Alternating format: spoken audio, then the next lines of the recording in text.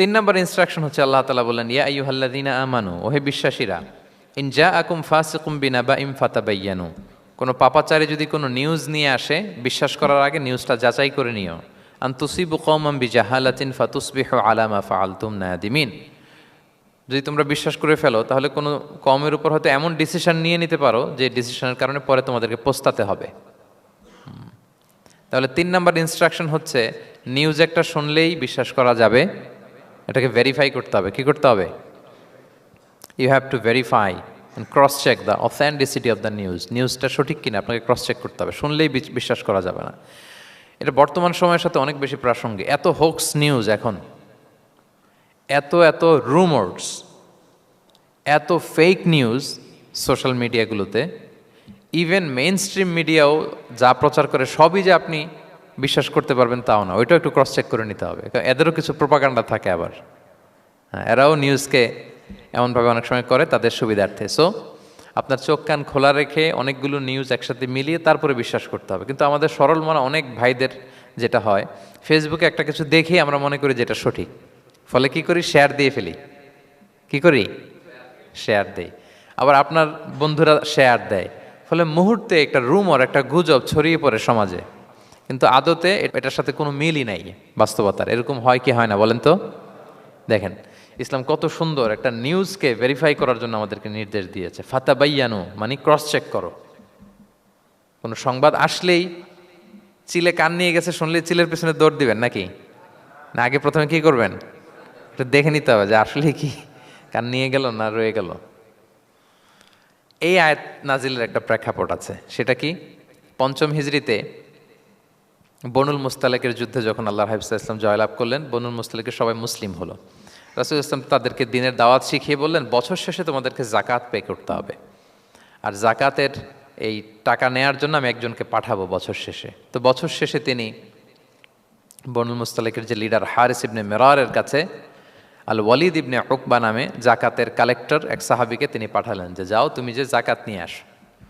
তো উনি গেলেন, উনি আসবেন শুনে বনুল মুস্তালিকের সবাই পল্লী থেকে বের হয়ে মরুভূমির মাঝখানে তলোয়ার নিয়ে, ঘোড়া টোরা নিয়ে তাকে ওয়েলকামিং রিসেপশনের জন্য, রেড কার্পেট রিসেপশনের জন্য সবাই দাঁড়ায় আছে যে নবীর সাহাবী আসবে, জাকাত কালেক্ট করতে, আমরা জাকাত দিব। এখন ওই সাহাবী যখন গেলেন, সবাইকে এরকম ঘোড়া তলোয়ার এরকম সাজসজ্জা নিয়ে দাঁড়ায় থাকার কারণে উনি ভয় পেয়ে গেলেন। উনি ভাবছে আমাদের মনে হত্যা করার জন্য দাঁড়ায় আছে। উনি আর এটা ঠিকঠাক না জেনে অ্যাবাউট টার্ন ফিরে গেলেন মদিনায়, যে বলে ইয়া রাসূলুল্লাহ, বনুল মুস্তালিক তো সব মোরতাদ হয়ে গেছে, এরা তো আর মুসলিম, এরা তো আমাকে মারার জন্য সব দাঁড়ায় আছে। আসলে বলেন তো কথাটা কি সত্য না মিথ্যা? একেবারে মিথ্যা।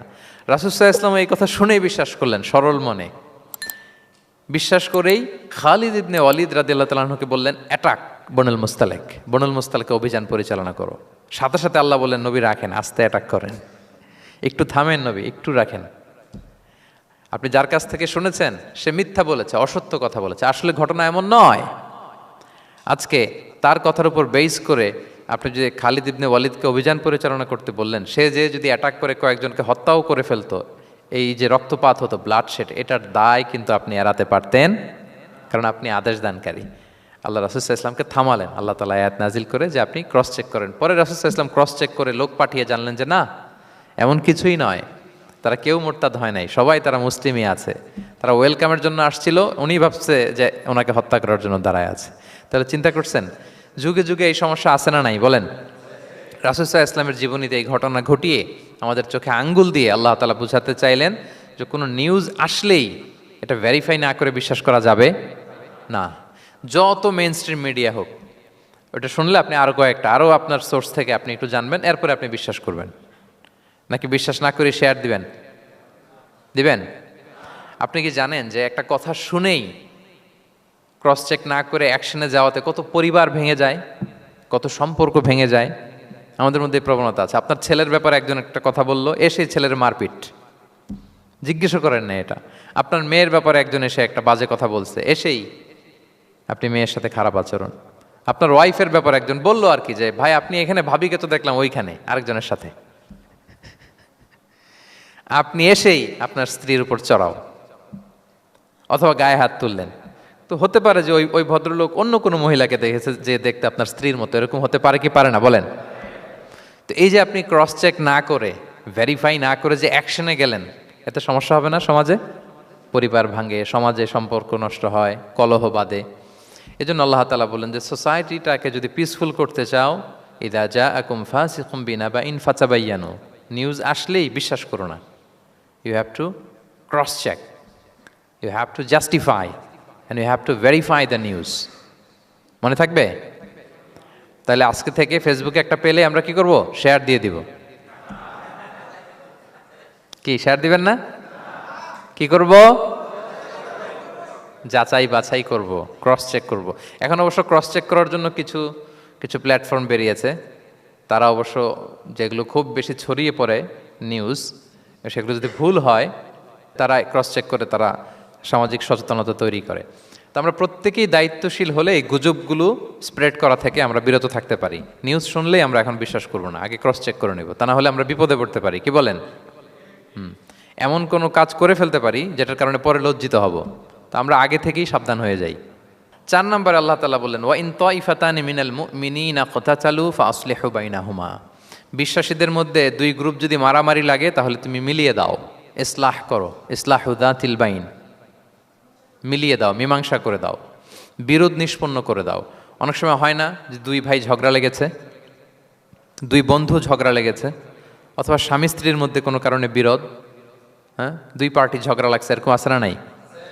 তখন ফাআসলিহু বাইনাহুমা, তাদের মধ্যে আপোষ মীমাংসা করে দাও। হ্যাঁ, মীমাংসা করে দাও, ইসলাহ, রিকনসিলিয়েশন করো, ওয়ার্ক অ্যাজ এ মিডিয়েটর, মধ্যস্থতাকারী হিসেবে কাজ করো। তো আমরা সমাজে কি করি দেখেন তো, একটু মিলিয়ে নেন। 2 জন ঝগড়া লাগছে, আমরা কি করি? হ্যাঁ, কি করেন? আরো লাগিয়ে দেন। সর্বনাশ! তাই তো আপনাদের ওয়াজি করতেছি আমি না, তাদেরকে আরো ঝগড়ায় মাতিয়ে তোলা যাবে না, লাগিয়ে দেওয়া যাবে না, বরং ঝগড়া থামিয়ে দিতে হবে। কি করতে হবে? কয়েক জায়গায় কৌশল করে মিথ্যা বলা জায়েজ, সহিহ হাদিসে এসছে।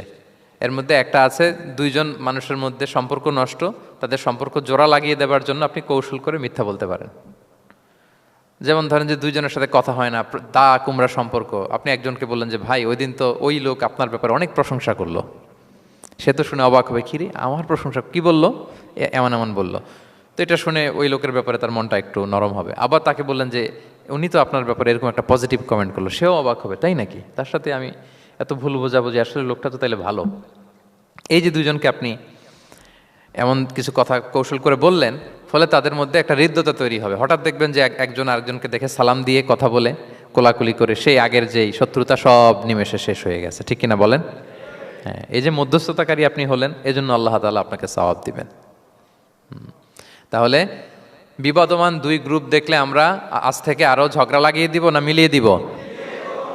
রাসূল সাল্লাল্লাহু আলাইহি ওয়াসাল্লাম বলেন, আলা উখবিরুকুম বিআফদালা দারাজাতিম মিন সাদাকাতি ওয়াস সিয়ামি ওয়াস সালাহ, নামাজ, রোজা, সাদাকা, এর চেয়েও একটা বড় মর্তবার ভালো কাজ আছে, সেটা কি আমি তোমাদের বলবো না? সাহাবারা বলল, বলেন। আল্লাহ রাসূল সাল্লাল্লাহু আলাইহি ওয়াসাল্লাম বললেন, সেটা হচ্ছে ইসলাহু যাতিল বাইন, 2 পক্ষকে মিলিয়ে দেয়া, বিবাদমান 2 গোষ্ঠীকে কি করা? মিলিয়ে দেয়া। এটা নামাজ, রোজা, সাদাকা এর চেয়েও বেশি সওয়াবের কাজ। দেখেন, আমরা ইসলামটা বোঝার ক্ষেত্রে আমাদের কত ল্যাকিংস। আমরা মনে করি শুধু লম্বা দাড়ি রাখলাম, তাসবিহ একটা নিলাম, আর জিকির করতেছি দিন রাত এক করে, এরপরে নামাজ পড়তে পড়তে কপালে দাগ ফেলে, এই বোধহয় ভালো কাজ, এই সব ভালো আমি করে ফেললাম। কিন্তু দেখেন, রাসূল ইসলাম বলেছে না, সমাজে বিবাদমান 2টা গ্রুপকে যদি মিলিয়ে দাও, এটা নামাজ, রোজা, সাদাকার চেয়ে বেশি সওয়াব তুমি পাবে।